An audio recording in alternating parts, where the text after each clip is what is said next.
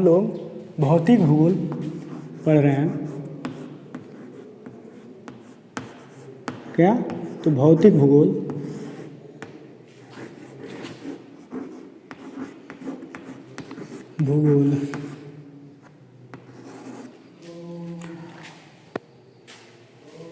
भौतिक भूगोल के अंतर्गत हम लोग प्राकृतिक रूप से उत्पन्न स्थलाकृति के बारे में बात करेंगे और जलमंडल और वायुमंडल के बारे में भी अध्ययन करेंगे। दोस्तों, आप सभी को पता होगा कि भूगोल दो वर्गों में अध्ययन के लिए बांटा गया है। एक होता है मानव भूगोल, एक होता है भौतिक भूगोल। ठीक है। जैसा कि भौतिक भूगोल के अंतर्गत हम लोग भू आकृति विज्ञान देख रहे हैं। भू आकृतिक विज्ञान के अंतर्गत हम लोग बात करेंगे भौतिक भूगोल के अंतर्गत भू आकृतिक विज्ञान,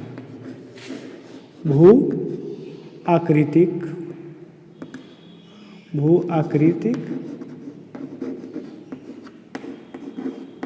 आकृतिक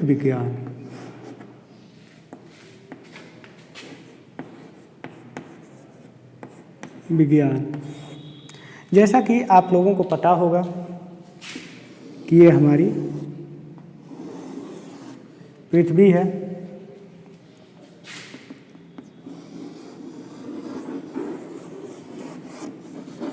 ये हमारा भूपटल या धरातल कह लीजिए।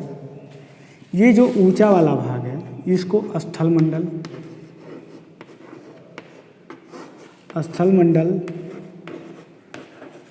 ये जो ऊंचा वाला भाग है ये स्थलमंडल, ये जो नीचा वाला भाग है इसको जलमंडल। ठीक है। और कुछ धूल के कण वायु गुरुत्वाकर्षण की वजह से न ऊपर जा पाए न नीचे जा पाए, ये पृथ्वी के इर्द गिर्द घूमते हैं। इनको वायुमंडल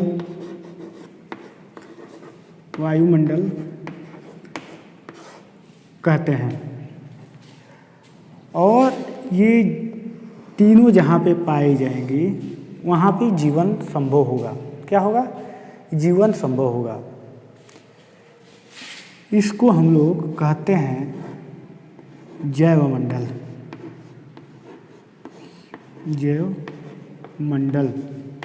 ठीक है। जैवमंडल कहते हैं।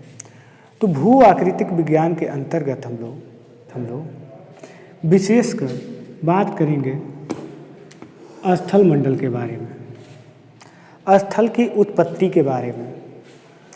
ठीक है। तो चलिए देखते हैं कि जो अभी हम लोग को वर्तमान समय में भूपटल का जो भाग दिखता है, क्या ये पहले से ऐसा है कि ये विकास होके ऐसा हुआ है? तो इसके अंतर्गत भूतल को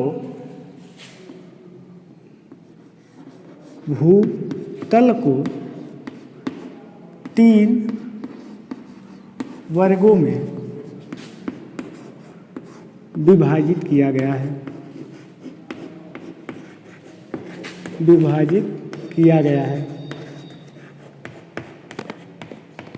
ठीक है। किया गया है 1, 2, 3। ठीक है। प्रथम श्रेणी क्या है? प्रथम श्रेणी ऊंचावच। क्या है? ऊंचावच। इसके अंतर्गत हम लोग महाद्वीप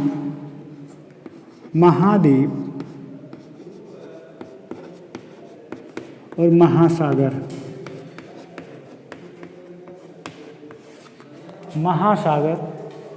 नितल का अध्ययन करते हैं। निटल का अध्ययन करते हैं। ठीक है।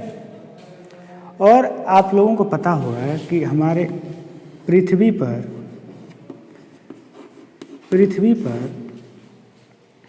70.8% पर जल है। ठीक है। और स्थल की बात करें तो 29.2% पे है। क्या है? 29.2% पर है। ठीक। द्वितीय श्रेणी जो होता है, द्वितीय श्रेणी, उसके अंतर्गत क्या है?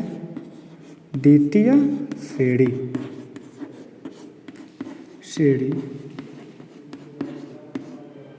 ऊंचावच, द्वितीय श्रेणी के ऊंचावच। ठीक है। इसके अंतर्गत हम लोग पर्वत, पठार, मैदान, ठीक है, पर्वत, पठार, मैदान,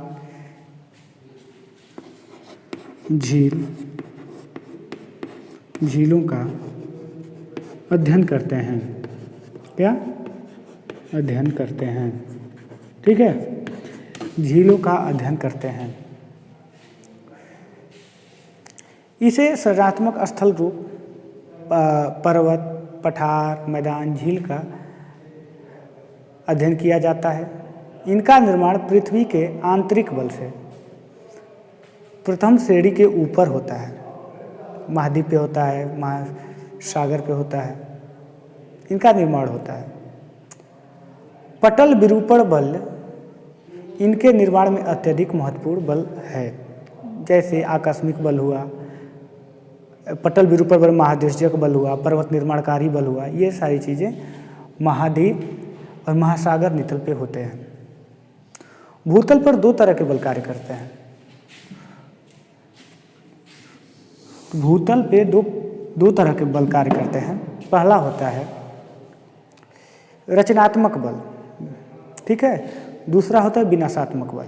रचनात्मक बल को अंतर्जात बल या आंतरिक बल भी कहते हैं, और विनाशात्मक बल को हम लोग बाह्यजात बल कहते हैं। ठीक है। रचनात्मक बल जो होता है, इससे पर्वत, पठार, मैदान, इसका निर्माण होता है। क्या होता है? इसका निर्माण होता है। किसके द्वारा? तो अपक्षय तथा अपर्दन, जैसे ज्वालामुखी, भूकंप, इससे निर्माण हो जाता है। ठीक है। ये आंतरिक बल या अंतर्जात बल कहे जाते हैं। जो विनाशकारी बल होते हैं वो अपर्दन होता है और अपक्षय होता है, स्थल रूप का स्थानांतरण होता है, ये चीज़ बाह्यजात बल होते हैं। तृतीय श्रेणी का होता है, तृतीय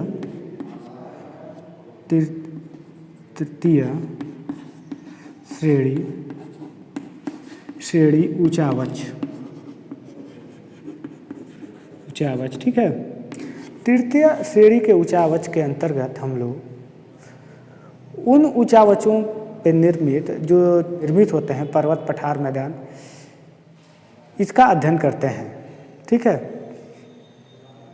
कि इनका रचना कैसे, इनकी बनावट कैसे हुई, इनका उत्पत्ति कैसे हुई, ये सारी चीज़ विनाशकारी बल होते हैं। तृतीय श्रेणी के अंतर्गत विनाशकारी बल होते हैं, इसलिए इससे बनने स्थल रूप को विनाशात्मक स्थल रूप कहते हैं हम लोग। जो बाह्य बल होते हैं, बाह्य बल आप लोगों को ज्ञात होगा किसे कहते हैं। बाह्य बल के अंतर्गत जल हुआ, नदी, ठीक है, पवन हुआ, ठीक, जल, पवन, और आपका हो गया हिमानी, सागरीय तरंग, ये सारी चीज़ें बाह्य बल हुए। और नदी के द्वारा निर्मित स्थल रूप को तीन भागों में बांटते हैं हम लोग। पहला होता है अपर्दनात्मक। क्या होता है? नदी के द्वारा निर्मित स्थल रूप तीन तरह के होते हैं। पहला होता है धनात्मक बल। ठीक है, क्या है? ये नदी के द्वारा है। इसमें हम लोग घाटियाँ, कैनियन, ठीक है, और कैनियन, गार्ज,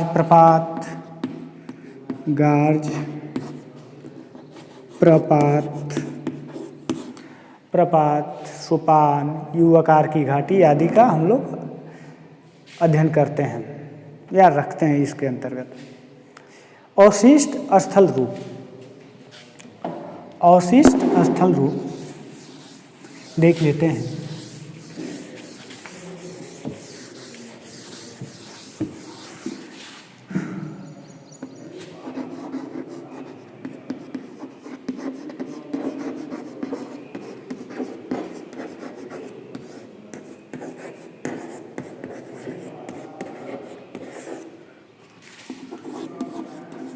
अवशिष्ट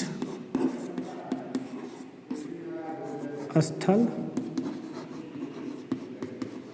रूप क्या है? तो अवशिष्ट स्थल रूप, इसमें चोटियाँ, मोनोडनाक आदि का अध्ययन करते हैं जो निक्षेपात्मक स्थल रूप होते हैं। जैसे जलोढ़ पंख हुआ, प्राकृतिक निर्मित अपरदनात्मक स्थल रूप है। सर्क, यू आकार की घाटी अवशिष्ट स्थल रूप के अंतर्गत ही आते हैं। एरटी, मैटरहान, रासमुटेनो, ये सारी चीज़ें होते हैं। निक्षेपात्मक आकार की जो होती हैं, निक्षेपात्मक,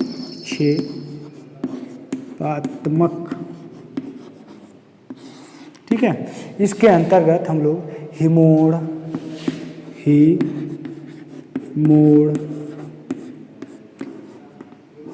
एस्कर, ड्रमलीन, केन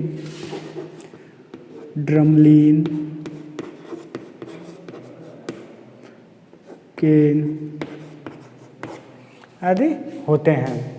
भू आकृतिक विचारों का इतिहास हम लोग देखेंगे।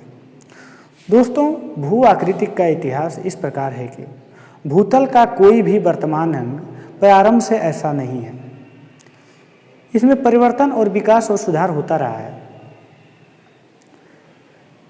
आप सभी जानते होंगे कि प्रकृति का नियम है बदलाव। जो आज है स्थिति में, हमें वर्तमान स्थिति में जो दिख रहा है, ये पहले ऐसा नहीं रहा होगा। इसमें कुछ परिवर्तन होकर आज हम लोग इस स्थिति में उसका दृश्य देख पा रहे हैं। इसमें सुधार और विकास, निखार होता रहता है। ठीक है, उसका स्वरूप धीरे धीरे बदलता जाता है और हमें इसका इतिहास जानने की ज़रूरत क्या है, इसका महत्व क्या है, इसको अगर हम बात करें कि इस धरातल की उत्पत्ति के बारे में और इस धरातल के इतिहास के बारे में हम लोग क्यों देखें और इसका क्या हमारे उपयोग है, तो इसे हम लोगों को इसके बारे में पता चलेगा कि ज्वालामुखी से क्या बना हुआ है, ज्वालामुखी में कौन कौन से ये धात्विक कण निकलते हैं। तो इस तथ्य को आज जो चीज़ें हमें आज सही लग रही हैं वो बाद में चल के गलत भी हो सकती हैं, या आज जो गलत है वो बाद में चल के सही भी हो सकती हैं। ये जो जितने सिद्धांत हैं उनकी बात कर रहे हैं हम लोग। यूनान और मिस्र तथा रोम प्राचीन सभ्यता के केंद्र रह चुके हैं। कौन कौन से? तो यूनान, मिस्र और रोम। और हेरोडोटस का समय जो था 485 से लेकर 425 ईसा पूर्व तक था। इन्होंने बताया था कि मिस्र नील नदी की देन है। ठीक है, तो इस पे हम लोग बात करेंगे। धरातल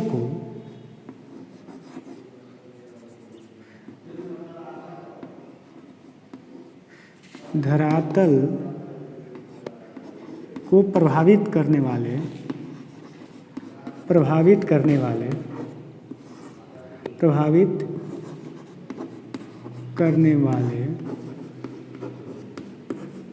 बल।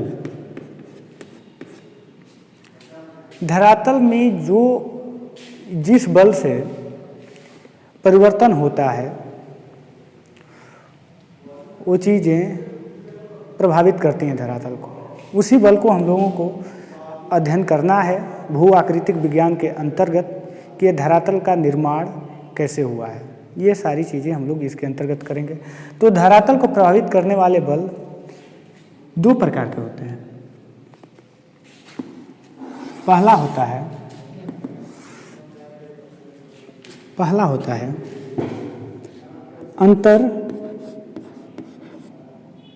अंतर्जात बल। क्या है? अंतर्जात बल। ठीक है। और दूसरा होता है आपका बाह्यजात बल। ठीक है। पहले हम लोग देख लेते हैं अंतर्जात बल के बारे में। ये बल भूगर्भ में जो शक्ति होती है जिससे ज्वालामुखी, भूकंप ये सारी जो उत्पन्न होते हैं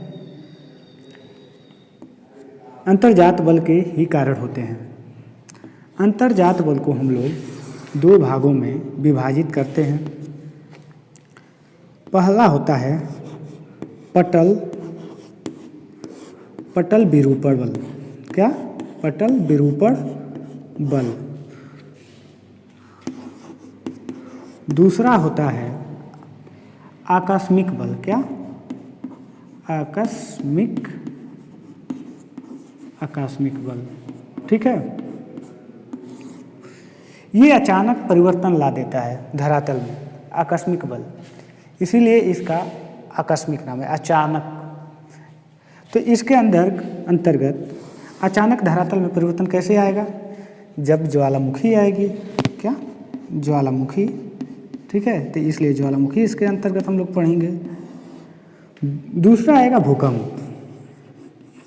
ठीक है। ज्वालामुखी में हम लोग पढ़ेंगे पठार, मैदान।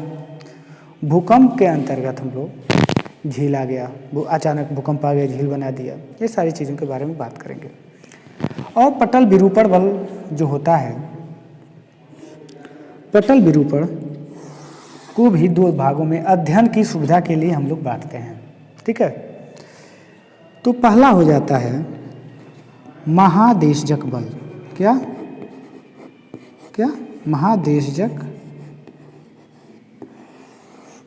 महादेशजक बल। ठीक है। दूसरा होता है पर्वत निर्माणकारी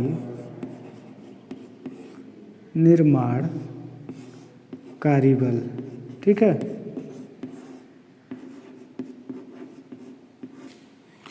और हम लोग बात करते हैं महादेशजक बल के बारे में।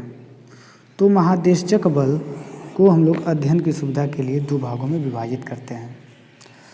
ठीक है। तो पहला होता है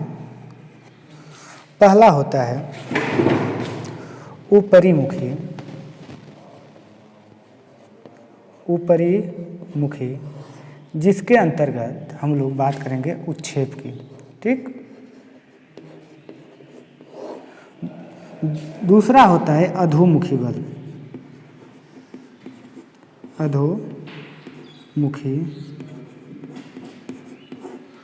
मुखी बल, इसके अंतर्गत अवतलन के बारे में बात करेंगे। ठीक है।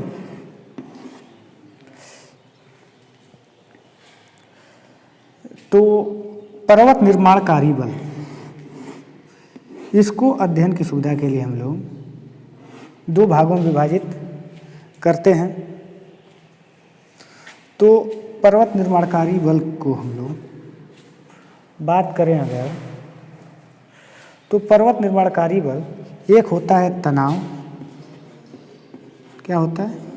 तनाव। एक होता है संपीड़न।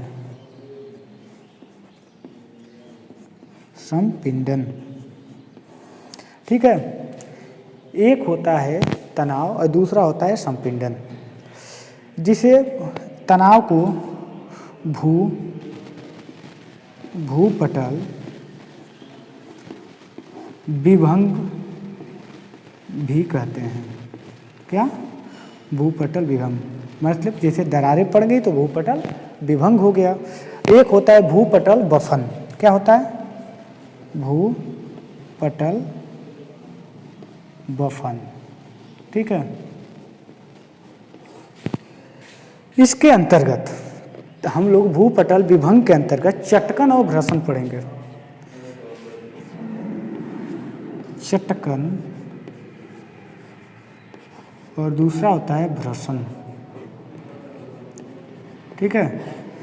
और भूपटल वफन के अंतर्गत हम लोग बात करेंगे संबलन और बलन के बारे में। तो क्या?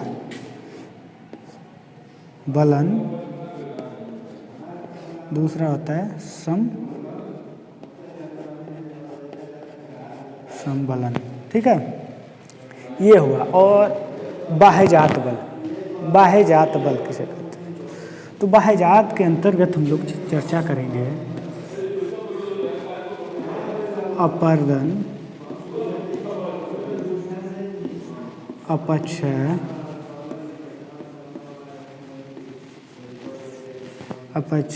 और स्थल रूप स्थानांतरण। ठीक है, ये तीन का अध्ययन हम लोग बाह्यजात बल के अंतर्गत करेंगे इसका। ठीक है। और अब हम लोग अंतर्जात बल के बारे में बात करते हैं। अंतर्जात बल वो बल होते हैं जो पृथ्वी के भूगर्भ में उत्पन्न होते हैं, जिससे ज्वालामुखी, भूकंप या पटल विरूपण बल का आभास होता है। ठीक है। तो इसमें हम लोग बात करते हैं, पहले बात करेंगे हम लोग आकस्मिक बल के बारे में। क्या करेंगे? तो आकस्मिक बल के बारे में बात। आकस्मिक संचलन में अचानक ही इनसे भूतल पर भूगर्भ में विनाशकारी परिवर्तन हो जाता है, जिससे ज्वालामुखी, भूकंप आते हैं। जो ये ज्वालामुखी हैं, ये जो ज्वालामुखी से लावा फैलकर पठार का निर्माण कर देता है। और भूकंप से जब भूकंप आता है तो इसे क्षण भर में झील, सागर का निर्माण हो जाता है। और पटल विरूपण बल के बारे में अगर बात करें तो पृथ्वी के अंदर उत्पन्न क्षैतिज लंबवत गति होती है। ये धीमी गति से कार्य करती है और इसका असर बहुत दिन तक दिखता है। पटल विरूपण बल का बहुत दिन तक दिखता है। इस संचलन से बृहदाकार स्थल रूप का निर्माण होता है और इसी से महादेशजक बल संचलन का भी निर्माण होता है। महाद्वीप का निर्माण होता है इससे। महादेशजक जो बल होता है, इसके अंतर्गत महाद्वीप में उत्थान, अवतलन, निर्गमन और निबंजन का कार्य भी होता है। तो आगे चल के हम लोग बात करेंगे अवतलन, निर्गमन और निमज्जन किसे कहते हैं, इसकी जानकारी प्राप्त करते हैं। तो पर्वत निर्माण का कार्य जो होता है वो होता है पटल विरूपणी बल के अंतर्गत। ठीक है।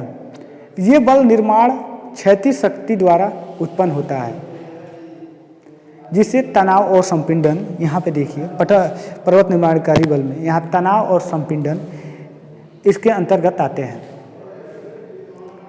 पटल।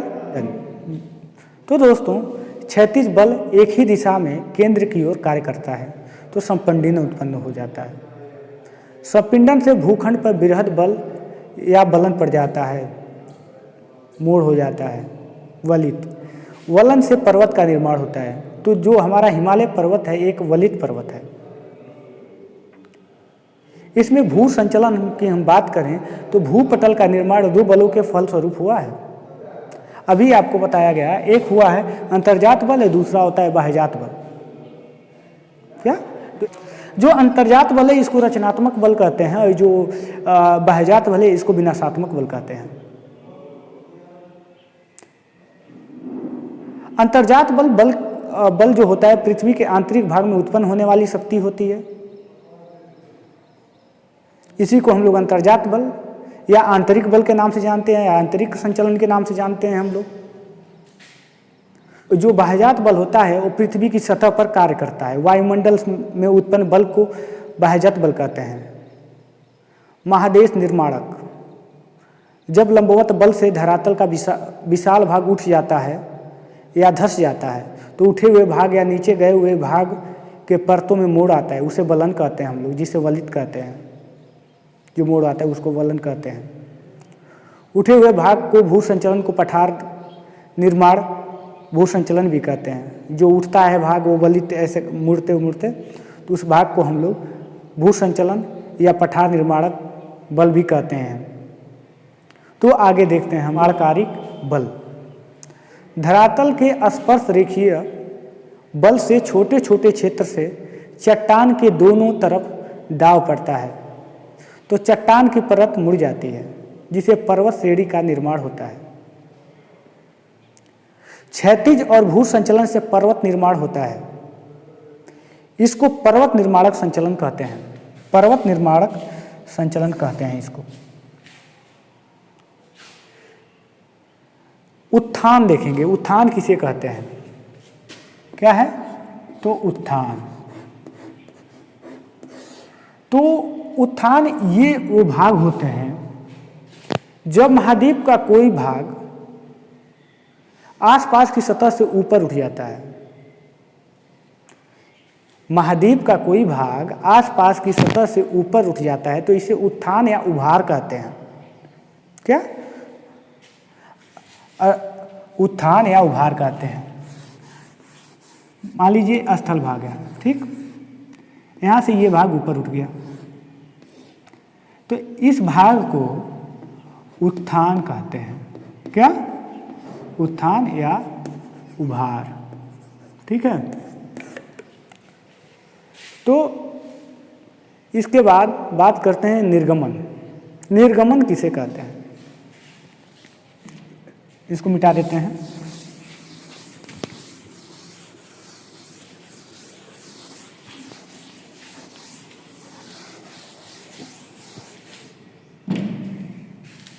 निर्गमन, निर्गमन तो दोस्तों सागर का वो जलमग्न भाग होता है जो सागर के तल से ऊपर उठ जाता है। क्या होता है, तो सागर का वो जलमग्न भाग होता है जो सागर तल से ऊपर उठ जाता है, इसको कहते हैं हम लोग निर्गमन, ठीक है। ये वाला भाग ये है आपकी। अब इस सागर तल से अगर ऊपर उठता है तो इसको निर्गमन, निर्गमन कहते हैं, ठीक है। सागर तल से ऊपर उठा हुआ भाग निर्गमन और महाद्वीप का उठा हुआ भाग उत्थान।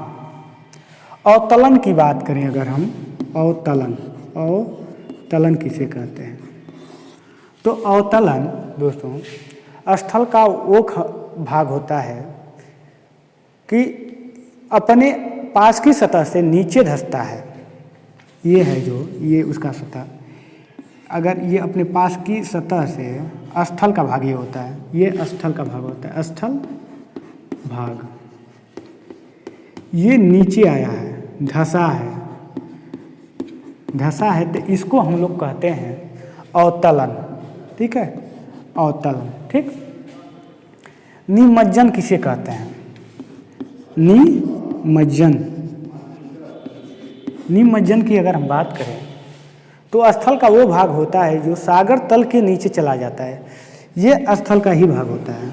ये मान लीजिए सागर है और सागर का तल ये हुआ, ये वाला भाग इसके भी नीचे अगर चला जाएगा तो ये निमज्जन कहलाएगा, ठीक है। ये वाला जो भाग रहेगा ये निमज्जन कहलाएगा। ये सागर तल,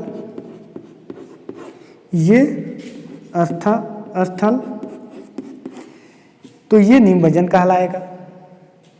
निर्गमन भी सागर तल पे होता है, ठीक है। ये होता है स्थल, ठीक, ये होता है स्थल। अब हम लोग बलन के बारे में बात करते हैं। बलन जो होता है क्षैतिज और आसपास रेखीय बल से चट्टान में दाब पड़ता है, जिससे चट्टान में में मोड़ पड़ जाता है उसे ही हम लोग बलन कहते हैं। इस बलन से ही शिखर का निर्माण होता है। क्या होता है? तो शिखर का निर्माण होता है। तो आगे बात करते हैं हम लोग अपनति और अभिनति। ये आपका धरातल, ये आपका धरातल हुआ। क्या हुआ?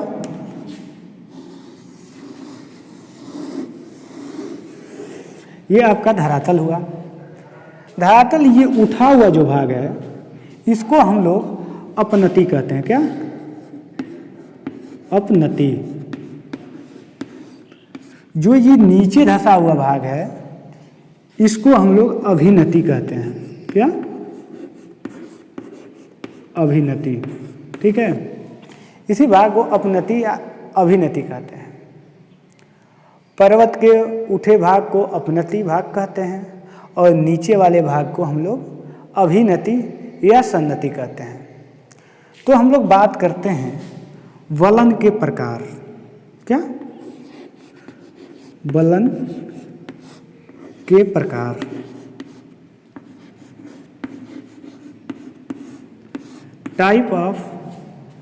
Type of folds.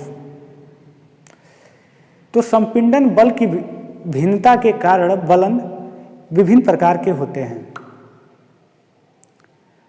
सम्मित वलन किसे कहते हैं? कौन सा? तो सम्मित वलन। ठीक है, सम्मित वलन। इस प्रकार के बलन की दोनों भुजा का झुकाव सागर प्रकार के बलन की दोनों भुजा का झुकाव समान होता है और अक्ष रेखा लंबवत होती है। ठीक है, अक्ष रेखा लंबवत होती है। इसका सर्वमानक उदाहरण अगर देखें तो जूरा पर्वत है। तो सम्मित बलन का आकार ऐसे होता है, देखिए।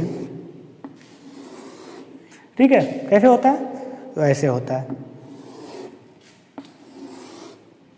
दोनों भुजा एक समान होती हैं। क्या होते हैं?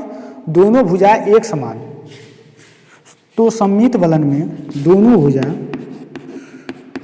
भुजा एक समान। ठीक है, दोनों भुजा एक समान होती है, एक बराबर होती है दोनों की भुजा। तो आगे देखते हैं हम लोग असम्मित बलन। क्या है? असम्मित बलन। ठीक है, असम्मित बलन जो इसमें होता है, इस बलन की दोनों भुजा का झुकाव असमान रहता है। क्या होता है? तो इसमें दोनों भुजा का झुकाव असमान होता है। मान लीजिए कि एक भुजा ऐसे हो गया, दूसरी भुजा क्या होगा? ऐसे होगा। ठीक है, थोड़ा सा ये गलत बन गया, देख लीजिए, ये खड़ा हो जाएगा। एक भुजा थोड़ा, इसकी भुजा असमान होती है, इसकी भुजा असमान होती है, असम्मित बलन की असमान होती हैं।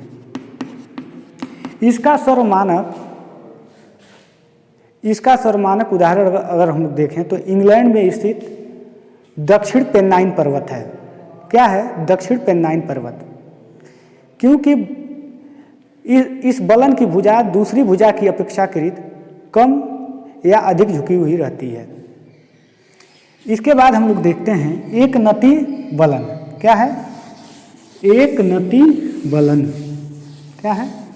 तो एक नति बलन, ये आपका एक नति बलन किसे कहते हैं? एक नति बलन का अगर हम लोग उदाहरण देखें, बल में एक भुजा धरातल पर समकोण बनाती है। जैसे कि एक भुजा मान लीजिए ये हुआ, ये एक भुजा जो होती है धरातल पर समकोण बनाती है और दूसरी भुजा जो होती है साधारण रूप से चलती है। मान लीजिए कि ये हुआ, ये एक भुजा समकोण बना रही है सीधा सीधा, तो नोट करिए इसकी भुजा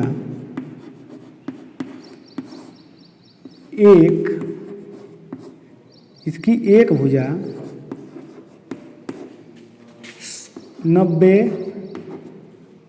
डिग्री का कोण बनाती हैं और दूसरी भुजा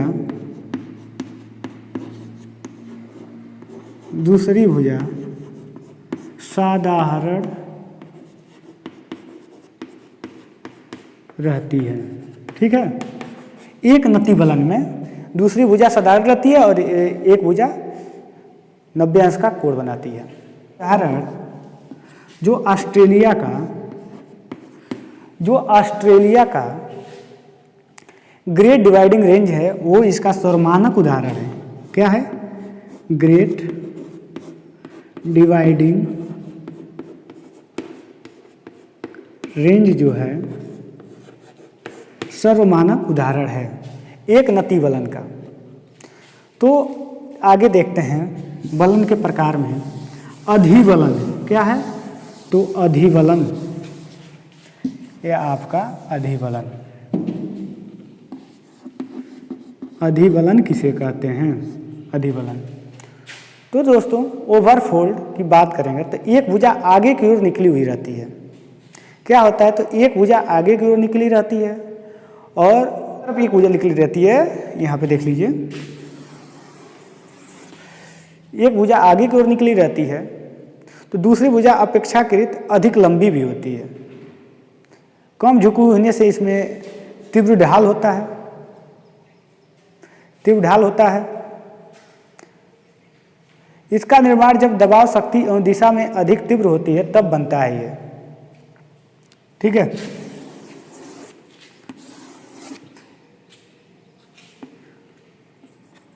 इसे अधिबलन कहते हैं। तो इसका नोट करिए आप लोग, एक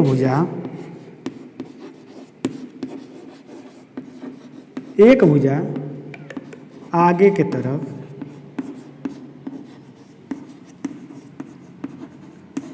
निकला होता है, दूसरी भुजा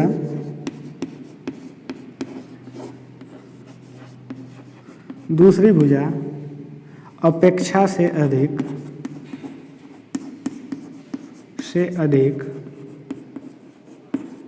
लंबी होती है।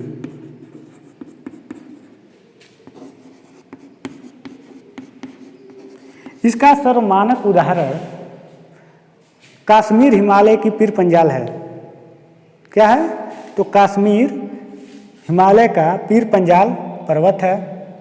अधिबलन का क्या होता है? तो एक भुजा आगे की तरफ निकला होता है और दूसरी भुजा अपेक्षा से अधिक लंबी होती है जिससे तीव्र ढाल का निर्माण होता है। ठीक है, अब आगे देखेंगे हम लोग बलन के प्रकार में समनत बलन। क्या है? तो समनत बलन, समनत बलन,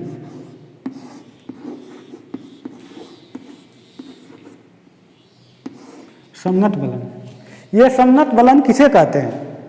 देखिए क्या होता है कि जब संपीड़न से बलन में दोनों भुजा एक ही ओर झुकी होती है और समानांतर होती हैं, आगे का भाग लटकता हुआ प्रतीत होता है। जैसे मान लीजिए कि ये वाला भाग होता है, इसमें दोनों समांतर रूप से निकली होती हैं। ठीक है, तो इस विभाग को हम लोग कहते हैं, ऐसे ही जो बलन होता है इसको समनत बलन कहते हैं। आगे का भाग लटकता हुआ नजर आता है, ये यहाँ पे देख लीजिए, और समय की तीव्रता भी इसमें दिखाई देती है कि कितना तीव्र से कौन निकला हुआ, इसमें आपको दिखाई भी दे रहा होगा। जैसे यहाँ पे देख लीजिए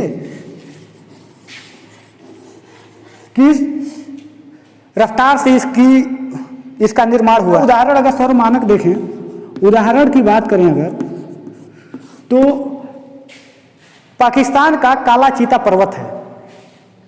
समनत बलन का सर्वमानक उदाहरण पाकिस्तान का काला चीता पर्वत है। बलन के प्रकार में हम लोग देखेंगे परिबलन। क्या है? तो परिबलन, परिबलन या इसे परिबलन या इसे शयान बलन भी कहते हैं। क्या कहते हैं? शयान बलन।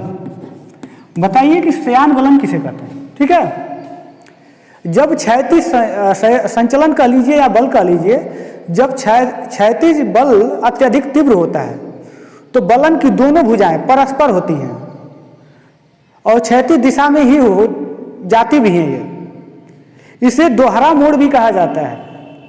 इसका सर्वमानक अगर उदाहरण की बात करें तो यूके का कैरिक कैंसल पर्वत है। क्या है? कैरिक कैंसल पर्वत किसका है? तो परिबलन या शयान बलन का। अधिक्षिप्त प्रतिबलन क्या है? अधिक्षिप्त प्रतिबलन किसे कहते हैं?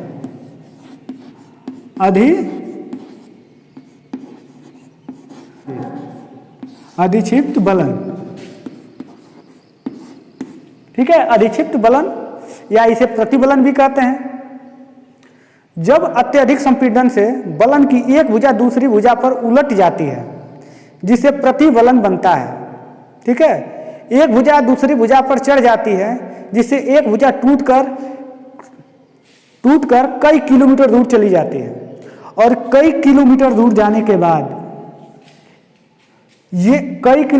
जाने के बाद दूसरी चट्टान के ऊपर ये चढ़ जाती है जिसे हम लोग ग्रीवाखंड कहते हैं। क्या कहते हैं? पिंडम से बलन की एक भुजा दूसरी भुजा पर उलट जाती है तो इससे प्रतिबलन या अधिबलन का उत्पन्न होता है और इससे टूटकर कई किलोमीटर दूर चली जाती है, उसे हम लोग ग्रीवाखंड कहते हैं। अन्य प्रकार के चट्टानों पर जब जाके इसके भाग टूटने के बाद जाके चढ़ जाते हैं, इसे ही हम लोग ग्रीवाखंड कहते हैं। तो आपको इससे ग्रीवाखंड के बारे में पता चला होगा। क्या है? ग्रीवाखंड। ठीक है, ग्रीवाखंड जो होता है, देखिए ऐसे मान लीजिए कोई चट्टान है। ठीक है, यहां से कोई चट्टान टूट गया और इस पे चढ़ गया। ठीक है, तो इसी को ग्रीवाखंड कहते हैं। ग्रीवा मतलब पर्वत होता है, खंड मतलब उसका भाग, जा चढ़ गया, इसे ही ग्रीवाखंड कहते हैं। अगर ग्रीवाखंड के सर्वमानक उदाहरण की अगर बात करें हम लोग तो कश्मीर की पीर पंजाल श्रृंखला है और गढ़वाल का हिमालय है।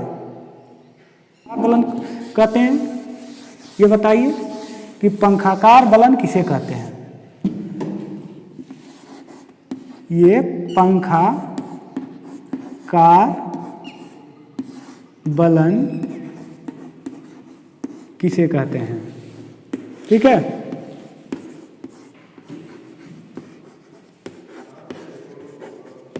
पंखाकार बलन किसे कहते हैं? तो अलग अलग स्थान पर संपीड़न की भिन्नता के कारण बहुत अपनति और अभिनति के में कई छोटी छोटी अपनतियां और अभिनतियां मिलती भी हैं, जिससे पंखे की आकृति का बलन उत्पन्न होता है या बनता है, जिसे हम लोग पंखाकार बलन कहते हैं। और इसका सर्वमानक अगर उदाहरण की बात करें तो दक्षिणी स्कॉटलैंड का पर्वतीय प्रदेश और छोटा नागपुर का सिंह भूमि समभिनति का उदाहरण है या पंखाकार बलन का उदाहरण है। समभिनति किसे कहते हैं? तो दोस्तों देख लेते हैं क्या है। तो समभिनति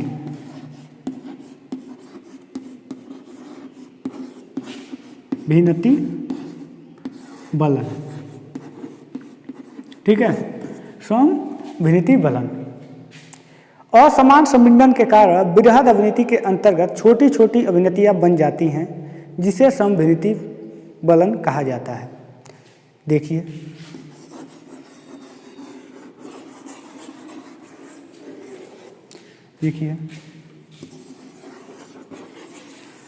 इसका आकार ऐसे होता है समभिलिति वर्ण का। इसका स्वर मानक उदाहरण की बात करें उदाहरण, तो इसका स्वर मानक उदाहरण पाकिस्तान का पोटवार पर्वत क्षेत्र है। तो ये हमारा रहा भू आकृतिक विज्ञान का पहला अध्याय। आप लोगों को ये जानकारी कैसे लगी आप जरूर कमेंट के माध्यम से बताइए।